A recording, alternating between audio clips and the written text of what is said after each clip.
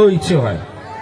এ তোমাকে প্রেম করে, ভালোবাসে, আমাকে বললো কানে কানে কাকু আমি ঐন্দিলাকে খুব ভালোবাসি। না না আমি ও তাহলে আমার একটু ওর সাথে যদি ইন্টারঅ্যাক্ট করতে হয়। হ্যাঁ, বসাতে হবে। রিজু, ওর নাম রিজু। না না আমি আচ্ছা, বসি। তুমি বসবে, হাইটটা ঠিক থাকে। এবার ঠিক আছে। গোলাপ নেই বাবা। আমি এই প্রথম এত মানে আমার থেকে যে এত বড় বয়ফ্রেন্ড আমি পেয়েছি। ছোট অঙ্কুশ, রিজু মাইতি বাবা। কিভাবে কিভাবে মানে দুঃখ কোর স্কুলে পড়ে না। একটু সারায় রায়স দাও। রিজু তুই আমার ভাই, তুই আমার ভাইপো, তুই আমার ছেলের মতো। মানে আমি যদি ঠিকঠাক সময় পেয়ে গেতাম তোর মতো একটা ছেলে হতো।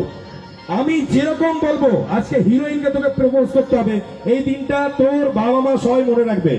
একদিন ওর বিয়ে হয়ে যাবে, চলে যাবে অন্য ছেলের কাছে, তোর বিয়ে হয়ে যাবে, তুই চলে যাবি অন্য মেয়ের কাছে, কিন্তু এই দিনটা কেন কেউ যেন না ভোলে।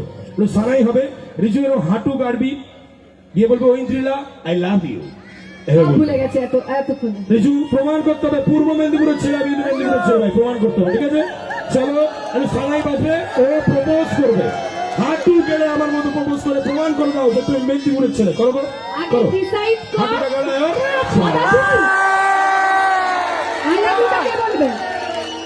রিজু বলে I love you, Aindrila I love you.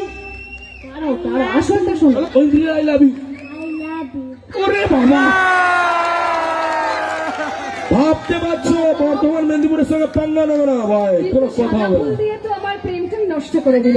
শোনো, এটা পবিত্র প্রেম, বুঝতে হবে। ও কিন্তু অ্যাডাল্ট হয়নি। এরকম না না এরকম ভাবে আমার ভাইপো কেন বলতে পারবো না। আমার মনে হচ্ছে গার্লফ্রেন্ড আছে আছে নেই? সত্যি কথা বলো, কাউকে প্রপোজ করার ইচ্ছে হয়েছিল, কাউকে প্রেম করার ইচ্ছে হয়েছিল, মন থেকে বল। যাই হোক, তোর ইচ্ছে হয়েছে? যাই হোক, আমি একটাই কথা বলতে চাই, ও ভীষণ সুইট। ওকে তালি একবার চোর। আরে বাবা কি সাহস, ভাবতে পারছো ভাই, এসে মেদিনীপুর। এটা আমি রেখে দিলাম। আরে রিজুর জন্য তালি হয়ে যাক সামিল ভাই, সাহস আছে, বড় হবে। আমার বয়ফ্রেন্ড পড়ে গেলে আমি কিন্তু এক্ষুনি এখান থেকে ক্লাব থেকে এই ভিডিওটা অঙ্কুশ দেখতে পাচ্ছে না তো, আমাকে তো হেভি ভয় লাগছে মাইরি, হেভি ক্যালানি দেবে আমার। তুমি যে